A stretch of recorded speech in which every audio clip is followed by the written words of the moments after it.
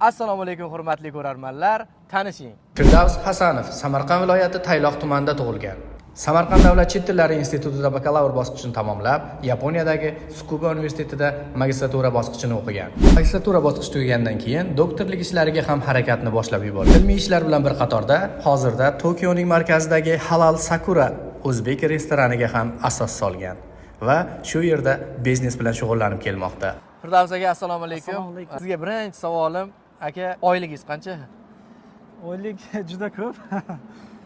Endi to'g'risini aytish kerakmi? To'g'risini aytish kerak. To'g'risi 40 mandan 100 mangacha. Ha, hurmatli kuzatuvchilar, 40 mandan 100 mangacha degani bu 100 man bu siz o'rtacha hisoblashingiz mumkin. Bir oyda 7-8 ming dollar atrofida pul topar ekanlar. Aka, oyligingiz ko'p ekan. Nechta kitob o'qigansiz? Kitob juda ko'p o'qiganman va hozirgi kunda ham o'qiyapman. Oylik ko'p oylikda ushlab turish uchun. Aka, bitta narsani aytmoqchiman. Bizda shunaqa qarash bor, noto'g'ri qarash. Qaysiki kitob o'qigan odam bir lo'qroq, eng bir qoloq deydimi, bir boshqacha qaraladigan odam deyilgan. Botanika boyagi ach kitob qilib yuradigan qizlar bo'lsa, jassiga o'xshatib, bolalar bo'lsa qanaqadir bir rohitga o'xshatib yurishgan.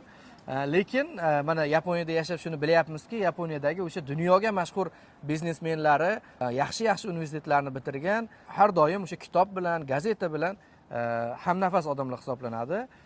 Shuning uchun mana sizni ham ko'rib turibmiz. Akamiz o'sha bakalavrni ham bitirganlar, magistraturani ham bitirganlar va o'sha hozirda doktorlik uchun harakat qilayotgan kam sonli ziyoli biznesmenlarimizdan hisoblanadi. Ham ilmiy ish bilan, ham mana shu siz ko'rib turgan Tokioning markazida joylashgan mana shu 8 qavatlik binodagi Halal Sakura degan o'zbek restoranini ham olib boradigan biznesmen hisoblanadilar. Oxirgi o'qigan kitoblaringizdan bittasini ayting, qaysi kitob o'qiyapsiz oxirgi kunda?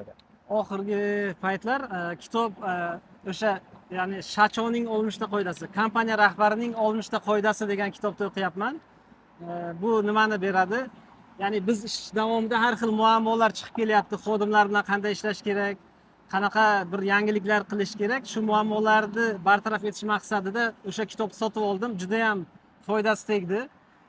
O'sha kitobda aytganda qo'lingdan keladigan narsalar uchun harakat qilgin, qo'lingdan kelmaydigan narsalarga ko'p siqilma degan insightlar oldim va o'sha juda ham o'sha muammoga qarab kitob tanlab o'qish foydasi borligini bildim shunda.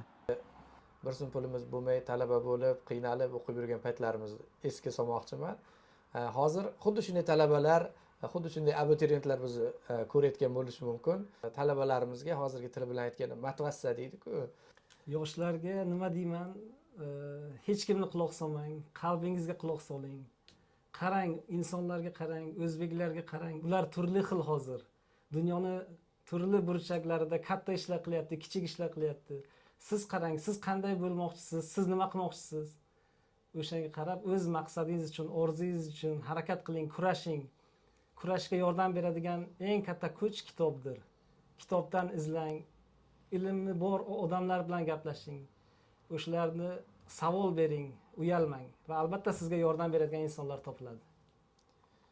Kattakon rahmat aka, juda ham to'g'ri fikrlarni bildirib o'tdingiz. Biz odamlarni o'qishga targ'ib qilayotgan bo'lsak, hozir aynan universitetda o'qish yoki qaysidir joyda borib diplom olish haqida gapirmayapmiz. Qaysi kasb egasi bo'lishingizdan qat'iy nazar, sartarosh bo'lasizmi, dehqon bo'lasizmi, sportchi bo'lasizmi, biznesmen bo'lasizmi, albatta o'sha kitob bilan, o'zingizning sohangizga oid kitoblar bilan har doim hamnafas bo'lishingizni tavsiya qilamiz. Narsani sizdan chiqarmang, o'sha yaxshilab bir kuzatib ko'rsangiz, kitob o'qigan, ilm bilan shug'ullangan, sal qo'liga kitob ushlab ko'rgan o'sha qassob boshqa qassoblardan ko'ra omadliroq bo'ladi.